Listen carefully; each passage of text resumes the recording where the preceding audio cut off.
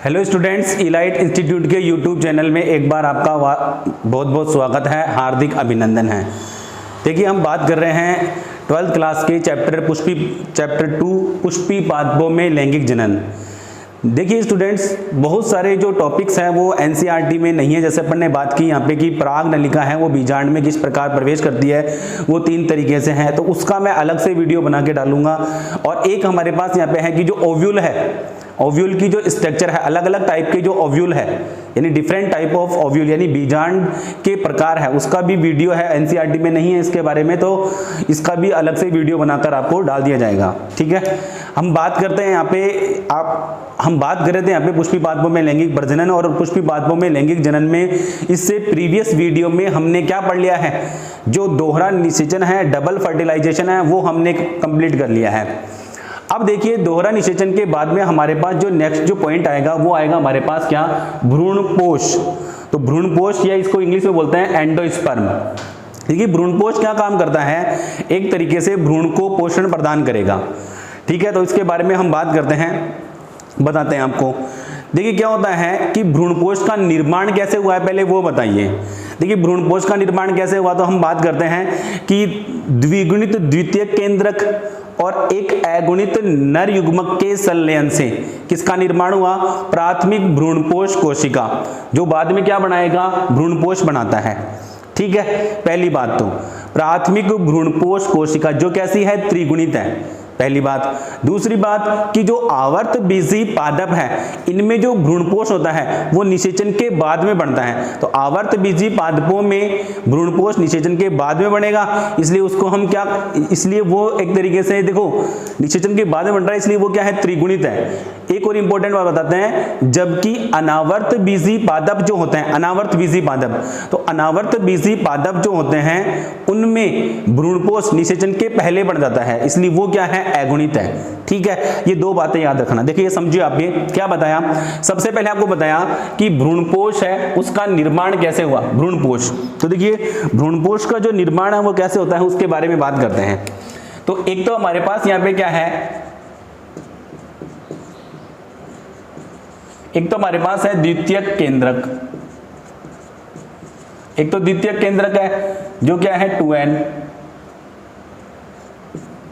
Plus एक हमारे पास क्या है, नर युग्मक। इन दोनों के फ्यूजन, इन दोनों के संलयन से, इन दोनों के फ्यूजन या इन दोनों के संलयन से त्रिगुणित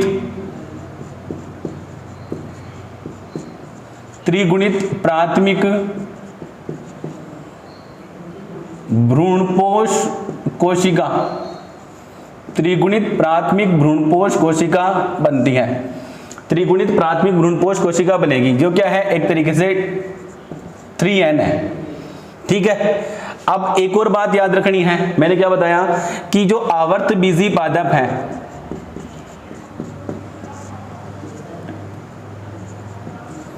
आवृत बीजी पादप, आवर्त बीजी पादप है, इसमें भ्रूणपोष जो है, भ्रूणपोष वो क्या बनेगा भाई, निषेचन के पश्चात,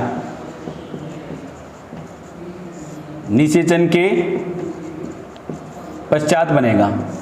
ठीक है, जबकि अपन बात करते हैं यहाँ पे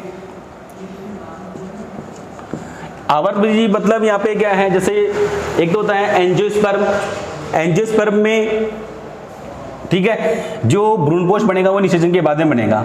और अनावर्त, अनावर्त बीजी पादप की बात करें, अनावर्त बीजी पादप की बात करें तो इसमें जो भ्रूणपोष है, भ्रूणपोष वो जो बनेगा वो निषेचन के पहले, निषेचन से पहले बनता है। ठीक है, तो ये क्या होगा, एक तरीके से अगुणित। ठीक है, तो ये तो थी बात कुछ जानकारी। अब देखिए बात यहाँ पे है कि जो भ्रूणपोष जो होते हैं वो वास्तव में कितने प्रकार के हो सकते हैं, 3 प्रकार के हो सकते हैं। एनसीईआरटी में इतना बता नहीं रखा, 2 प्रकार का बता रखा है, एक तो केंद्रकीय और एक क्या होता है कोशिकीय, और एक होता है होलोबियल। तो इसके डायग्राम की सहायता से अपन बताएंगे यहाँ पे, इससे रिलेटेड ये बात आपने नोट की है। अब अपन बात करते हैं यहाँ पे जो भ्रूणपोष होता है, इस भ्रूणपोष के बारे में बात करते हैं अपन, ठीक है। भ्रूणपोष का जो डेवलपमेंट है, भ्रूणपोष का निर्माण है, वो कैसे होता है उससे रिलेटेड मैं एक बार इसको रफ कर देता हूं। देखिए मैंने बात की कि कैसे इसका निर्माण हुआ भ्रूणपोष का, यानी पहले प्राथमिक भ्रूणपोष कोशिका बनेगी, वो बाद में क्या बनाएगी, भ्रूणपोष बनाएगी, ठीक है। फिर अपन बात करें कि जो आवर्तबीजी पादप में उसमें भ्रूणपोष जो था वो निषेचन के बाद में बनता है, इसलिए क्या है त्रिगुणित है, इसलिए ये क्या होगा भाई 3n, ठीक है। जबकि अनावर्त यानी जिम्नोस्पर्म में जो भ्रूणपोष है, यानी जो जिम्नोस्पर्म प्लांट होंगे उनमें जो एंडोस्पर्म, यानी देखो ये एंडोस्पर्म है, इसका फॉर्मेशन जो होगा ना वो आफ्टर फर्टिलाइजेशन होगा। तो आफ्टर फर्टिलाइजेशन इसलिए वो क्या होगा, हैप्लॉइड होगा, ठीक है। तो ये तो थी बात इससे रिलेटेड। अब अपन बात करते हैं यहाँ पे टाइप ऑफ एंडोस्पर्म, यानी भ्रूणपोष के प्रकार।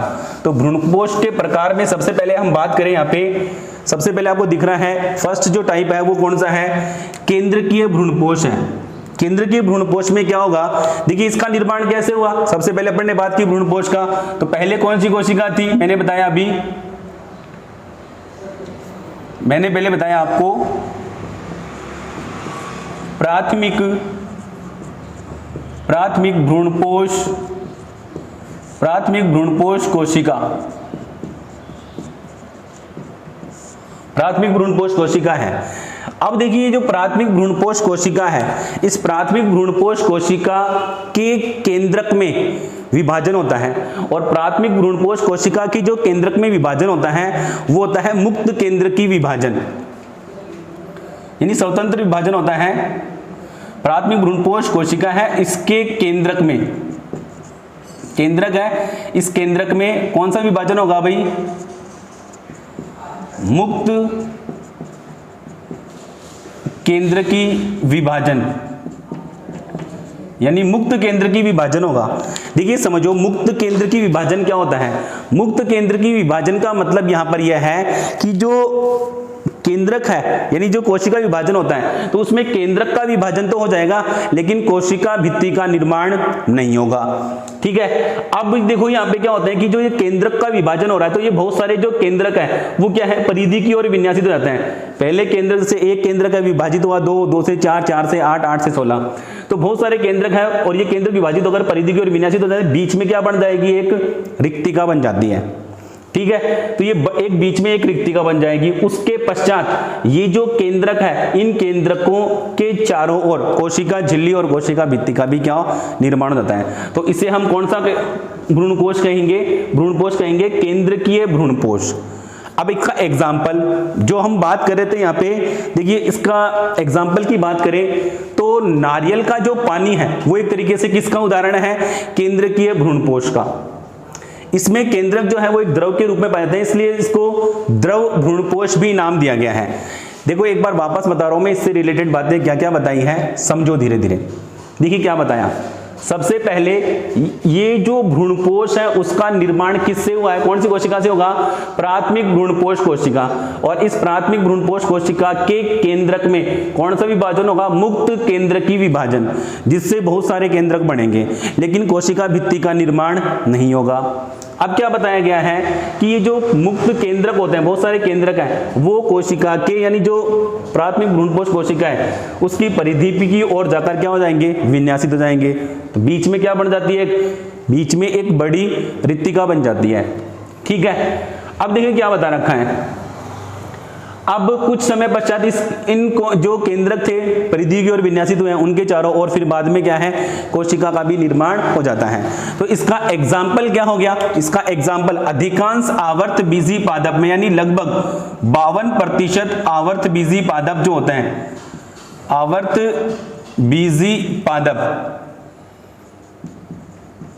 आवर्तबीजी पादप में इसी प्रकार का क्या पाया जाएगा, भ्रूणपोष पाया जाता है, ठीक है। अब देखिए एक बात और याद रखना कि जैसे नारियल का पानी इसी प्रकार के भ्रूणपोष का उदाहरण है। नारियल का पानी इसी प्रकार के भ्रूणपोष का उदाहरण है। ठीक है, तो अब एक और बात याद रखना, पूछ लेते हैं कई बार कि द्रव भ्रूणपोष किसे कहा गया है। द्रव भ्रूणपोष, ध्यान रखना, लिक्विड एंडोस्पर्म भी किसे कहा गया है, केंद्रकीय भ्रूणपोष को ही कहा गया है। ठीक है, तो ये तो थी बात हमारे पास इससे रिलेटेड जो हमने बात की। प्रथम जो है, पहला हमने पढ़ा है यहाँ पे केंद्रकीय भ्रूणपोष। ठीक है, दूसरा हम बात करते हैं यहाँ पे क्या, कोशिकीय भ्रूणपोष। ठीक है, कोशिकीय भ्रूणपोष क्या है उससे रिलेटेड बात करेंगे। तो कोशिकीय भ्रूणपोष किसे कहा गया है। ठीक है, सबसे पहले वही बात यहाँ पर कि जो कोशिकीय भ्रूणपोष है उसमें सबसे पहले कौन सी कोशिका है हमारे पास, प्राथमिक भ्रूणपोष कोशिका। और इस प्राथमिक भ्रूणपोष कोशिका जो है उसका केंद्रक जब विभाजित होगा तो केंद्रक विभाजन के साथ साथ, यानी केंद्रकों के दो केंद्रकों के निर्माण के साथ साथ उन केंद्रकों के चारों ओर कोशिका भित्ति का भी निर्माण हो जाता है। ठीक है, तो ये एक तरीके से शुरू से यानी प्रारंभ से अंत तक पूरा का पूरा पूर्ण रूप से क्या रहता है, कोशिकीय रहता है। ठीक है, जैसे अब समझो कि हमारे पास एक कोशिकाएं विभाजित हुई, दो कोशिका, 2 से 4, 4 से 8, ये कोशिकाएं लगातार बढ़ती जाती है। ठीक है, तो इस प्रकार के भ्रूणपोष को क्या नाम दिया गया है, कोशिकीय भ्रूणपोष। ठीक है, यानी एक तरीके से एक बीजपत्री पादप के वेर बेस यानी गेमोपेटलिकुल। ठीक है, ध्यान रखना, इसका एग्जाम्पल बता रहा हूं, एक बीजपत्री पादप के एक कुल है गेमोपेटली। ठीक है, और उसके भी कौन सा, वेर बेस्कम।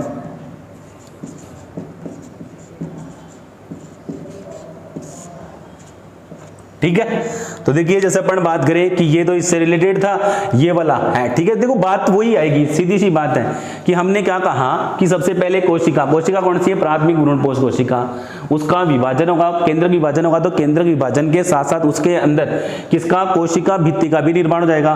तो पहले तो ये क्या है, मुक्त केंद्र की विभाजन हुआ था, तो इसमें कोशिका केंद्र के विभाजन के साथ साथ कोशिका भित्ति का भी निर्माण होता है, तो संपूर्ण रूप से क्या है, कोशिकीय रहता है। और फिर इसका एग्जाम्पल। ठीक है, दूसरा हम बात करते हैं यहाँ पे, नेक्स्ट अपन बात करेंगे वो हमारे पास यहाँ पर क्या दे रखा है उसके बारे में बात करेंगे। ठीक है, तीसरा हमारे पास जो भ्रूणपोष होता है वो कौन सा होता है भाई, होलोबियल भ्रूणपोष। तो तीसरा हमारे पास जो भ्रूणपोष का प्रकार है वो कौन सा है, होलोबियल भ्रूणपोष। देखिए होलोबियल भ्रूणपोष जो है उसके बारे में बात करें तो वही कोशिका से स्टार्ट करते हैं अपन, प्राथमिक भ्रूणपोष कोशिका। इस प्राथमिक भ्रूणपोष कोशिका जो है वो विभाजित होकर दो कोशिकाएं बना लेती हैं, दो केंद्रक या दो कोशिकाएं बना ली। अब ये दोनों जो कोशिकाएं या केंद्रक होते हैं वो विपरीत ध्रुव की ओर चले जाएंगे। ठीक है, समझो कि ये तो हमारे पास क्या है, बीजांडद्वारीय सिरा, और ये हमारे पास क्या है, निभागीय सिरा। निभागीय सिरे की ओर स्थित कोशिकाएं मुक्त केंद्र की विभाजित होती हैं, यानी निभाग की ओर स्थित। देखो समझो कि हम बात करें, मैंने ये बताया कि ये वाला पार्ट, क्योंकि ये क्या है, भ्रूण है, तो भ्रूण किधर होता है, बीजांडद्वार की ओर। ठीक है, तो ये भ्रूण है, इसके बारे में एम्ब्रियो की बात करें तो ये वाला जो सिरा है वो कौन सा है, बीजांडद्वारी सिरा।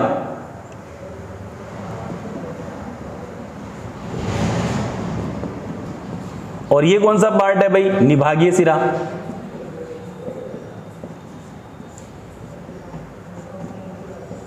देखिए समझने की कोशिश कीजिए, मैंने बताया सबसे पहले इसमें इसकी कौन सी कोशिका है भाई, होलोबियल भ्रूणपोष पढ़ रहे हैं तो कोशिका कौन सी है, प्राथमिक भ्रूणपोष कोशिका। अब ये विभाजित हुई, कितने केंद्रक बनाई, दो केंद्रक कौन कौन से बने, दो केंद्रक बने, एक तो बीजांडद्वारी सिरे की ओर चला जाएगा और एक क्या है, निभागीय सिरे की ओर चला जाएगा। जो निभागीय सिरे की ओर स्थित केंद्रक है वो मुक्त केंद्र की विभाजन करेगा, और मुक्त केंद्र की विभाजन करेगा और उसके बाद में फिर वो क्या होगा, उस केंद्रक के चारों ओर कोशिका झिल्लिका। जबकि बीजांडद्वारीय सिरे की ओर स्थित जो कोशिका या केंद्रक है वो कोशिका विभाजन के साथ साथ उसके अंदर कोशिका भित्ति का भी निर्माण हो जाता है। देखिए होलोबियल क्यों है, यानी इसके अंदर क्या है कि कोश केंद्रकीय और कोशिकीय दोनों का मिला जुला रूप है। केंद्रकीय और कोशिकीय भ्रूणपोष का मिला जुला रूप है, इसलिए इसको कौन क्या नाम दिया गया है, होलोबियल भ्रूणपोष। दोनों का रूप आ गया, इसलिए इसको क्या नाम दिया गया भाई, होलोबियल भ्रूणपोष। तो होलोबियल भ्रूणपोष है वो भी एक बीजपत्री पादप के होलोबियल कुल से संबंधित है, ठीक है। तो इसका एग्जाम्पल क्या हो गया, एक बीजपत्री पादपों के होलोबियल कुल,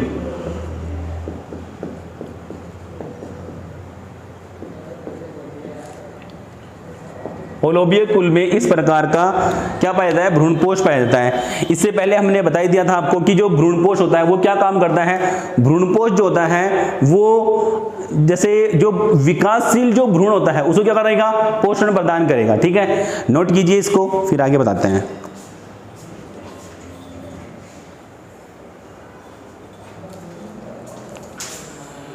ओके स्टूडेंट्स, तो बहुत है आज के लिए इतना ही, ठीक है। नेक्स्ट पॉइंट में अपन क्या करेंगे, जो भ्रूण है उस भ्रूण का क्या करेंगे अपन, डेवलपमेंट पढ़ेंगे कि उस एम्ब्रियो है उस एम्ब्रियो का डेवलपमेंट कैसे होता है उसके बारे में, ठीक है। Thank you students. हमारे वीडियो को आप लाइक कीजिए, शेयर कीजिए, सब्सक्राइब कीजिए, अपने दोस्तों के साथ उसको शेयर कीजिए, ठीक है। कमेंट्स जरूर कीजिए, ठीक है। Thank you.